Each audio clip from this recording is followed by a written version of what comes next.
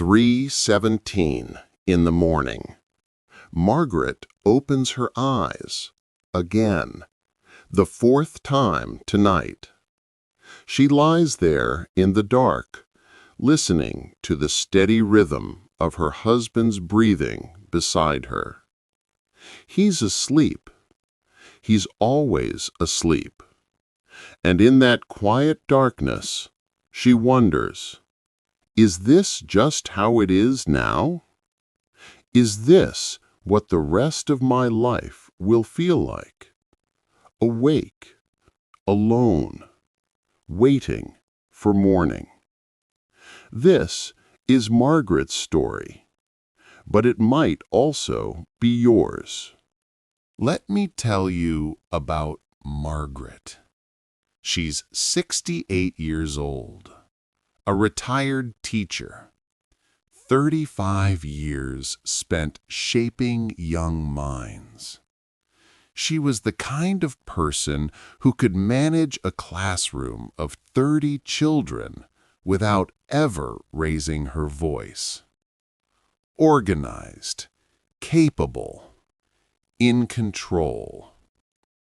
But over the past year, she hasn't been able to control the one thing she always took for granted: sleep.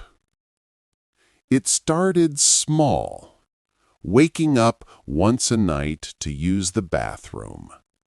Normal, she thought, just part of getting older. Then it became twice, then 3 times, then she stopped counting.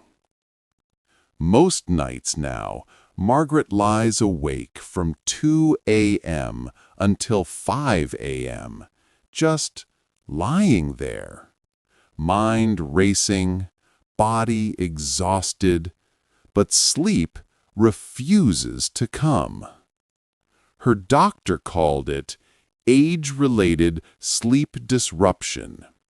He handed her a pamphlet on sleep hygiene, told her to avoid screens before bed, keep the room cool, try meditation.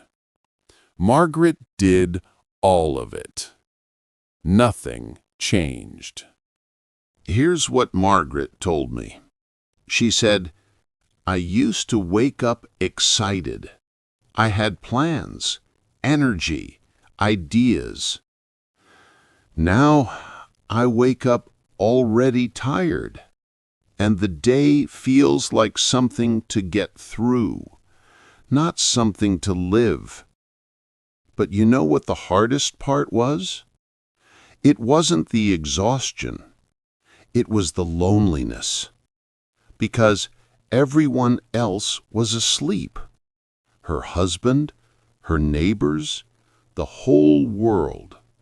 And she was just awake, alone with her thoughts.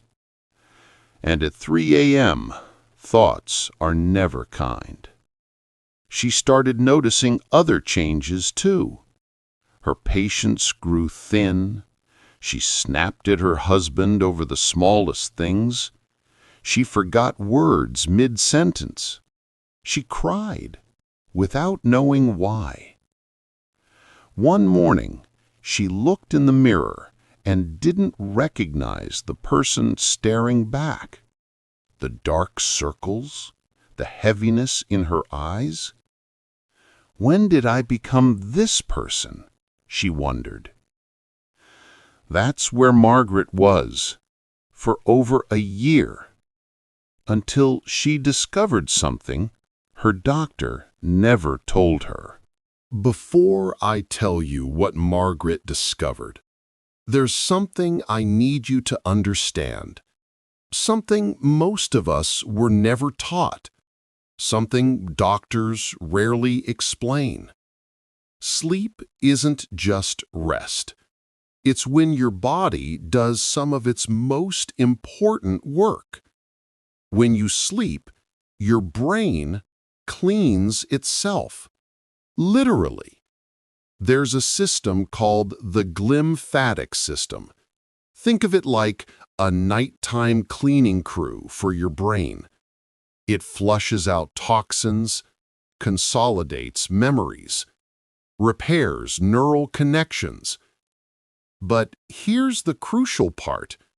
This cleaning process happens mostly during deep sleep, the kind of sleep that becomes harder to reach as we age. Research from Johns Hopkins shows that by the time we turn 60, most of us have lost about 50% of our deep sleep capacity.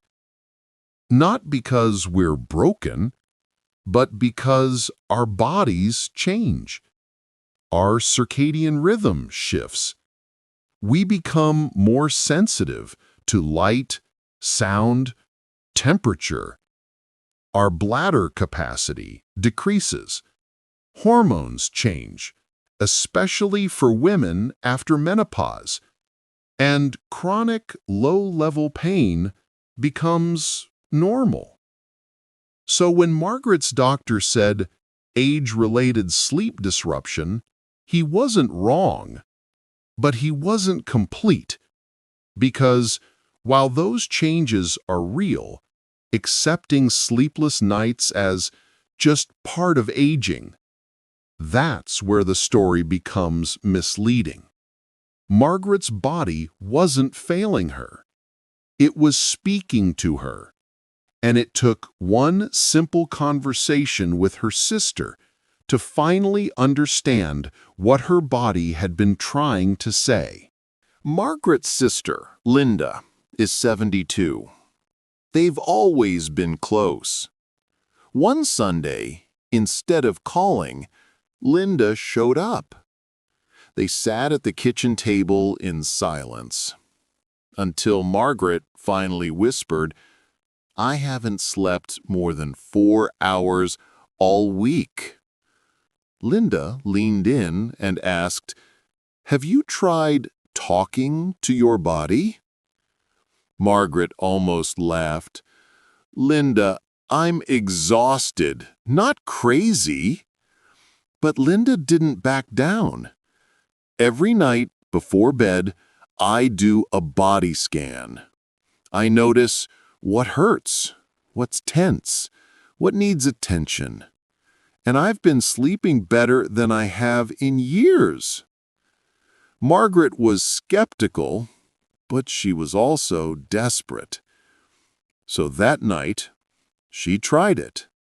She lay in bed, closed her eyes, and for the first time in months, she actually listened. Her shoulders were tense, her jaw was clenched, her lower back was aching, silently begging for care. Then it hit her. She had been treating her body like a machine, something that should just work.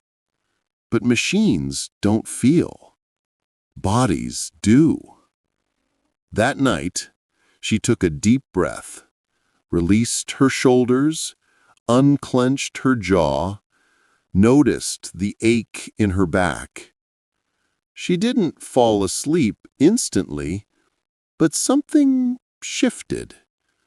For the first time in over a year, she felt present in her own body, not fighting it, just with it.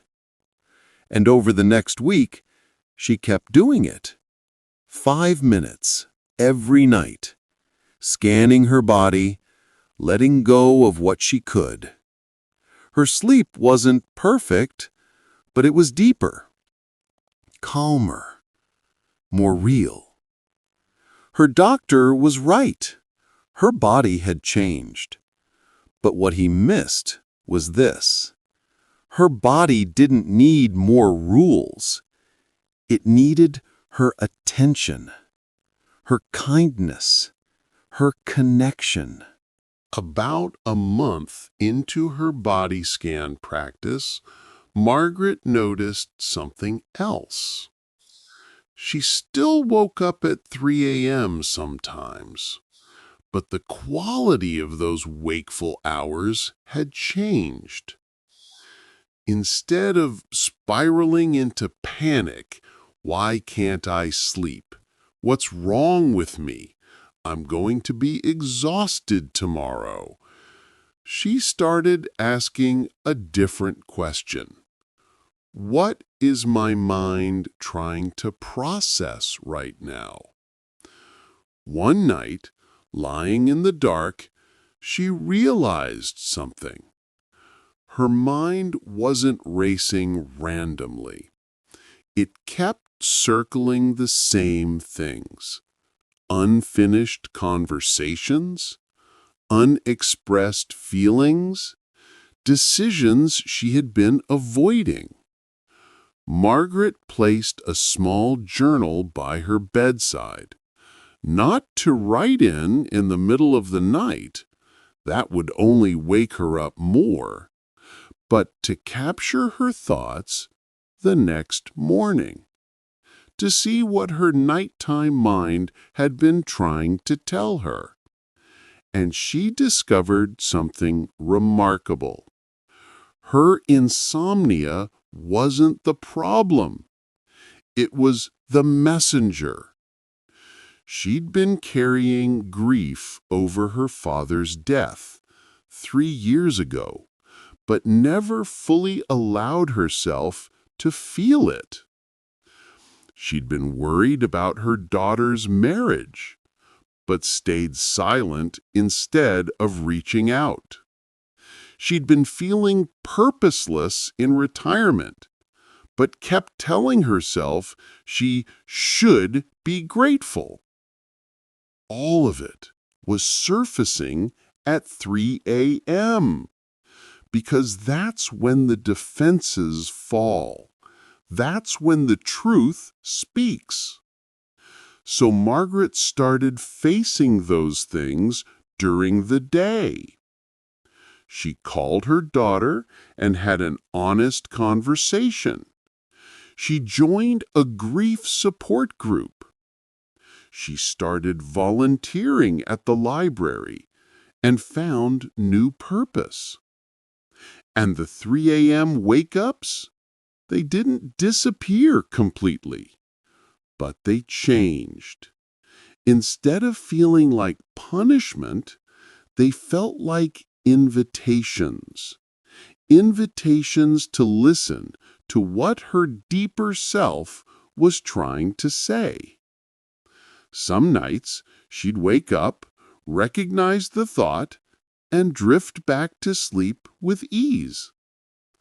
Other nights, she'd feel clarity, be grateful for the insight, and rest more peacefully, knowing she would address it tomorrow.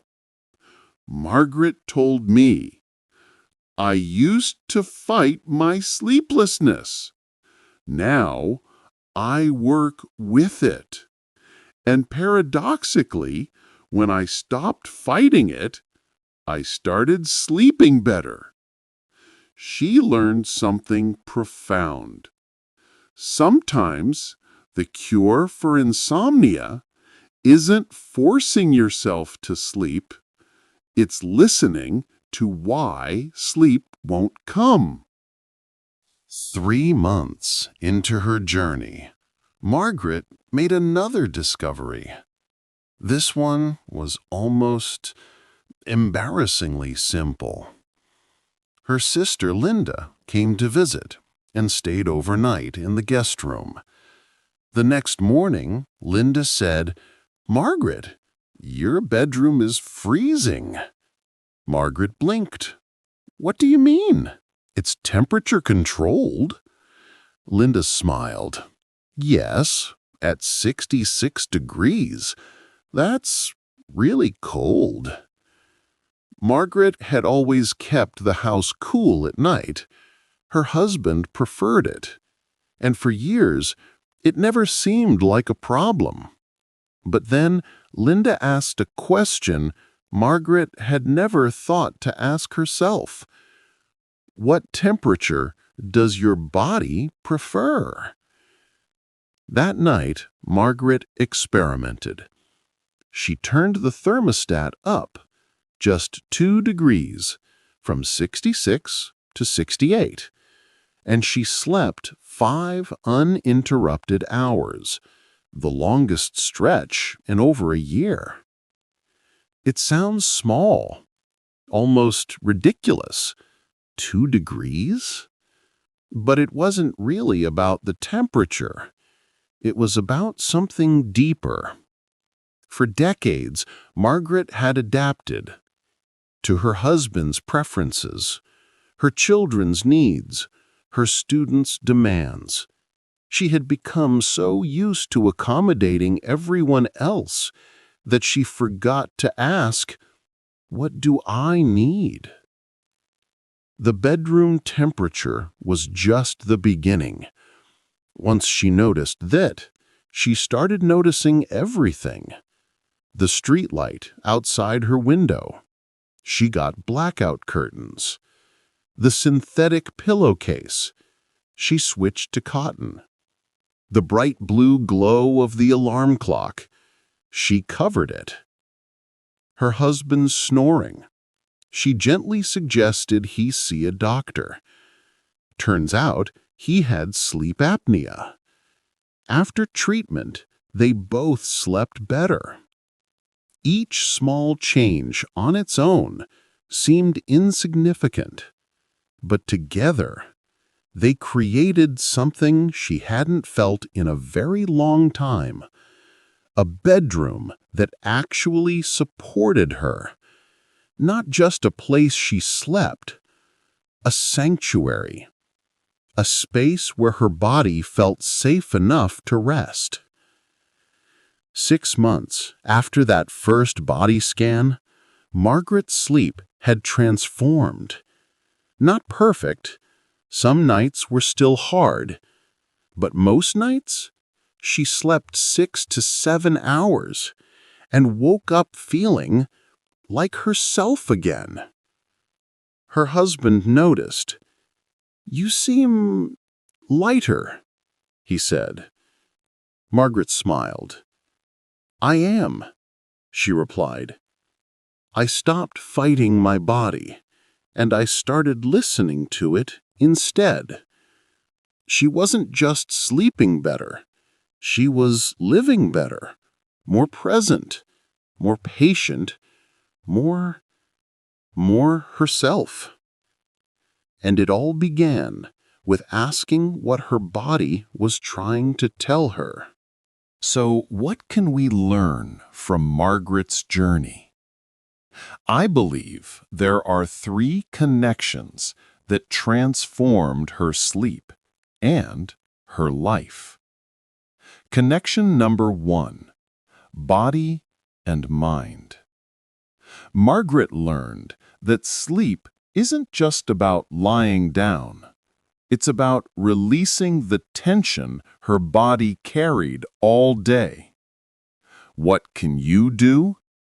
Before bed, spend 5 minutes doing a body scan.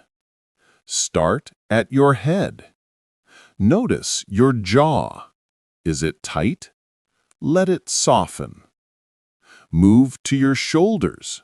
Are they raised? Let them fall. Check your hands. Are they clenched? Open them. You're not trying to fix anything, just noticing. And in that gentle awareness, your body begins to feel safe enough to rest. Connection number 2: mind and spirit. Margaret discovered that middle-of-the-night wakefulness often has something to say. Instead of fighting it, ask, "What is my mind trying to process right now?" Keep a journal by your bed, not to write at 3 a.m., but to capture insights in the morning. Then, during the day, address what keeps rising up at night. Unfinished conversations, unexpressed emotions, avoided decisions. Sometimes the cure for insomnia is honoring what your deeper self is trying to tell you. Connection number 3, body and environment. Margaret began asking, "What does my body need?" Look honestly at your sleep environment. Temperature. What feels right for you? Not your partner, you. Light. Is it truly dark? Blackout curtains can help. Sound. Are there noises you've been tolerating? White noise or earplugs might help. Comfort. Are your sheets, pillows, mattress actually comfortable? Your bedroom should be a sanctuary, a place where your body feels safe enough to let go. These 3 connections, body and mind and spirit, body and environment, they work together. When you release physical tension, your mind quiets. When you honor your emotional truth, your body relaxes. When you create a supportive environment, everything becomes easier. It's not a straight line, it's a cycle, and it starts with listening. For Margaret, it started with a body scan. What will your first step be? Before we finish, one important note. If you have chronic insomnia, sleep apnea, or other serious sleep disorders, please work with a healthcare professional. These practices can support sleep. They don't replace medical care. Margaret worked with her doctor throughout her journey. If you're on sleep medication, don't stop without medical guidance. This is one person's story. Your path will be your own. Okay? If Margaret's story touched something in you, if you've ever stared at the ceiling at 3 a.m. and wondered, is this what the rest of my life will feel like? I want you to know you are not alone, and your feelings are real, and there are people who truly understand you. At Elderly Wisdom Cares, we don't just talk about sleep. We talk about the body when it whispers in ways we often ignore. We talk about emotion when we've been strong for too long, and we learn how to listen together. If you feel like it's time for your body to finally be heard, leave a comment below. Not for the algorithm, but so someone else can see your words and think, "Me too." If you know someone who wakes up in the dark and pretends they're fine, share this video with them. One small story can bring someone back to hope. And if you want to keep walking these healing journeys with us, subscribe to Elderly Wisdom Cares. Not just to watch another video, but to remind yourself that you can still find peace. You can still change. And you are worthy of being cared for, even on the hardest nights. Your body has been trying to tell you something for a long time. Maybe tonight is the night you finally listen. Margaret's journey started with 5 minutes. 5 minutes of simply checking in with her body. Not forcing anything, not trying to fix anything, just listening. And from that small act of attention, everything changed. What if tonight Instead of fighting your sleeplessness, you asked it what it's trying to tell you. Thank you for listening. And remember, your body is speaking. It's time to listen.